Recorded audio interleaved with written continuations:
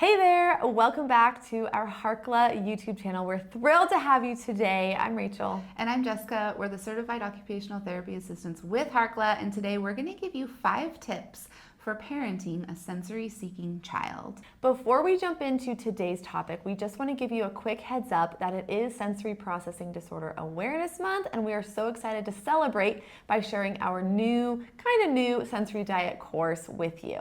This digital course teaches you all about sensory processing disorder, and it teaches you how to create a unique, personalized sensory diet routine that can help your child feel more successful throughout the day. If you are watching right now in October, it is on sale. We're going to put all of the details and links in the description below, so make sure you check it out. But if you're watching this later on, just know that you can go to those links and you can check it out. And we do include AOTA CEUs now, so if you are an occupational therapist or an occupational therapy assistant, you do get continuing education units. So you're probably wondering, is my child just naughty? Are they a sensory seeker? Are we making excuses for their behavior? No, none of this. We often hear that sensory seekers are the naughty or the bad kids, and it makes us so sad as practitioners to hear this and to hear a client come in and their folks are telling us that they've gotten kicked out of daycare, they've gotten kicked out of school because they're just wild, rambunctious, just all over the place. And we're like, oh, but have you looked at their sensory system? Have you ruled that out? Yeah, so let's talk about what it looks like if you have a sensory-seeking child. There are 8 senses, and your child could be seeking input from any one of these 8 senses or multiple. And this can cause their body to feel out of control, and they just have a lot of trouble getting through their day. So let's dive into the 8 senses and kind of give you some examples of what a sensory-seeking child might look like. So the first one is the visual system, and this one, a child might crave bright lights, flashing lights, spinning objects, moving objects. They just want more visual input.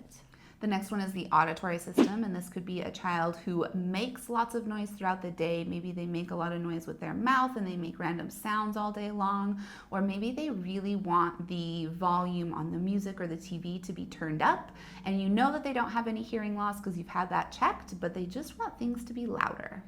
The next one is the tactile system, and these are the kiddos who are touching everything, touching everyone. They can't keep their hands to themselves. They just want more. They want tighter clothes. They want deep pressure. They just want that tactile input to their body. They're just not registering enough, so they need more. The next one is the gustatory system, and this is your sense of taste. And so these are kiddos who are going to seek out really strong, intense flavors. Maybe they like their food to be super salty or super crunchy or super spicy and sour. The next one is the olfactory system, or the sense of smell. And these are the kids who are smelling the Play-Doh, the pens, the paper, their hands, poop, who knows? They're just smelling everything. They cannot get enough of that olfactory input, whether it's expected or unexpected. The next one is vestibular, and this is our sense of movement and how our body moves through space. And a child who's seeking vestibular input is going to be always on the go. They're constantly moving. They never get dizzy. They're just seeking out a lot of movement all the time. The next one is your proprioceptive system, and this is the one where kiddos are pushing too hard, pulling too hard, using too much force on their pencils when they're writing. They're breaking their lead all the time. They are chewing things in the classroom. They can't get enough of that deep pressure input, and so they're getting it through their body. The last one is the interoceptive system, and this is our understanding of how our body works and emotional awareness. So a child who is a sensory seeker might have really big emotions and big emotional outbursts over little problems.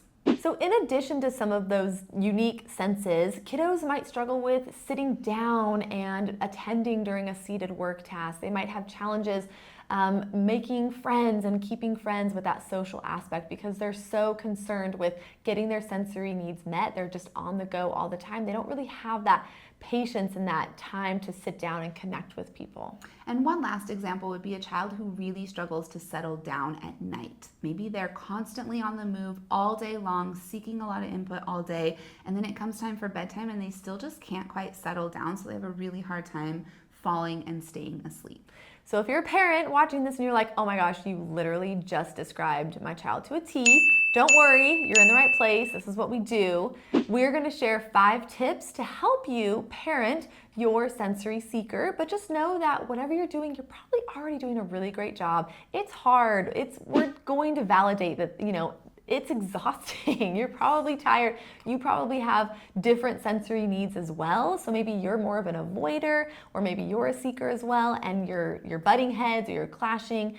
It's really tricky. So first thing you're gonna do is identify their specific sensory needs. So we're gonna link a checklist. You can fill it out and it helps you identify really easily, oh, my child is seeking in the proprioceptive areas and maybe they're avoiding in the visual system. So keep that in mind, check it out. We'll link it in the description, but that's step 1. The next thing to do is to add big full body movement activities into the daily routine several times throughout the day. So you want to see where you can add more movement into the morning routine, the afternoon after school routine, and the bedtime routine. And we like anything that provides lots of input to the entire body. So animal walks, jumping and crashing. You can use a full crash pad if you have one, or pile blankets and pillows and couch cushions and have your child jump and crash, crawl underneath. Make sure you're having them help build this crash pad as well, so they're getting a ton of full body input during the entire process. Running and hiking outside are great ways to get lots of input to the body to help that sensory seeker meet their sensory needs. We also like obstacle courses, so anything where they are going from one activity to the next with these full body movements. We do have a video on how to set up an obstacle course. We'll link that below so you can watch that to better understand what we mean when we say obstacle course. Yeah, even things like climbing a rock wall, or hanging from the monkey bars, that traction is really great input for the joints. And I was just thinking, last night, my son, who's 3, was jumping on the bean bags. We have 2 bean bags and they were next to each other, and he was jumping back and forth between the bean bags. And it's right before bed, so a lot of people would say, don't do that before bed, it's gonna wake you up, but it's actually really beneficial to give them that input to help them meet that sensory threshold before bed, so that way they can calm down and potentially sleep better. Another really helpful tip for sensory seekers is to make sure that you're getting outside daily and spending as much time outside as weather permits. Even when weather does not permit, it's still really beneficial to go outside, get some fresh air, put your bare feet in the earth, whether that's, the grass, or walking barefoot, or climbing trees, or playing in the sand. Really focus on connecting with nature, because when we take it back to the basics, when we take it back to the roots, we need to be outside in the sunshine, in the elements, in order to help regulate our nervous systems. Ideally, you want to be taking your child outside first thing in the morning for even just 5 minutes, no sunglasses, so you're getting some of that early morning natural light. We love using going outside as a tool for after school to help with decompression, whether that's at the park or just in your backyard. And then even going for a 15 to 20 minute walk or hike before bedtime can be so helpful to regulate that nervous system. Number 4 is to make sure that you are empathizing with them. I say the first thing, but it's really about connecting. It's so important to understand and empathize with them. I understand your body needs more input. I'm here with you. You're regulating with them. You're co-regulating. You're staying calm when they're feeling frazzled and fritzy and funky all over the place. We want to make sure that we are there calm and we are empathizing with them. That is so important, to let them know that no matter what happens, you're with them, you feel them, you are going to love them no matter what. And it's okay. And it's okay that we have different sensory systems, and it's okay that we're unique, and everyone's brain is so unique, and we need to really empower them with the knowledge to say, I need more input, I need a brain break. And so starts with empathizing with them. Our last tip is to play hard with them. So if you have a sensory seeker, you know that they love to get out and move and run and jump, and they're just big movers. So make sure you're doing this with them so that you're connecting with them. Get messy with them, go run with them, go jump with them. do these activities, these sensory seeking activities with them so that you're making that connection. You're showing them how it works and how it helps their body feel calm and regulated, and it ultimately will teach them how to do it more independently later. It's actually really helpful for your own nervous system to get down on the floor and wrestle and play and get your feet and your fingers dirty too. I always notice when I, put my distractions away and I get down and I'm really intentional with my play with my kiddos, I feel so much more regulated. Even just like, they climb on my back, we're crawling around, we're playing horsey, we're really getting a lot of deep pressure input, and I notice I'm even more regulated after that. That's a really good point. If you want more activity ideas for a sensory seeking child, we do have another video with even more tips. We will link that in the description below. If this was your child, if we hit the nail on the head here and you're like, okay, how do I make a sensory diet for a child who's a sensory seeker? We go through all of that in our sensory diet course. It's on sale right now. It's linked in the description. It's October, it's Sensory Processing Disorder Awareness Month. Now is the time to take advantage of really learning how to empower and empathize with your child. We talk about all of that in our course, as well as how to actually make a sensory diet, and we give you the tools and everything that you need to make one. To make many. You can make as many as you want. You can make sensory diets for everyone, even for yourself if you are an adult watching this. One last quick note before we leave you today is we often get questions about, is my child a sensory seeker or are they just behavioral? Are they being naughty? And we did mention this at the beginning, but we want to touch on it really quick again.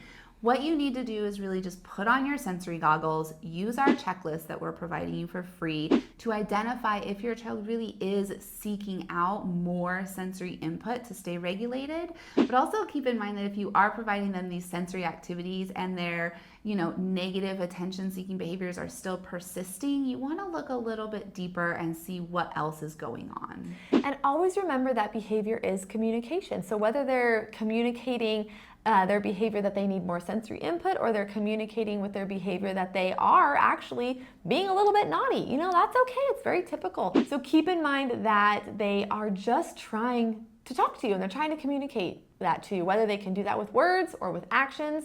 They're just trying to tell you something. Yeah. All right, if you enjoyed this video, make sure you like it, leave us a comment, ask us any questions. We'd be happy to answer you, and make sure you subscribe to our YouTube channel.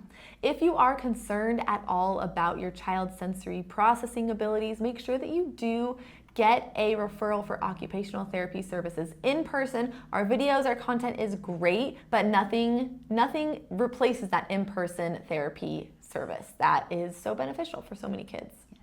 If you want more content on sensory and sensory processing, make sure you follow us on Instagram. We are at Harkla_family, as well as at All Things Sensory Podcast. And make sure you listen to our podcast, All Things Sensory, because we talk about so many different things, including sensory. That is all we have for you today. Make sure that you hang out with us next week. We drop a new video every Tuesday, and we will plan on seeing you then.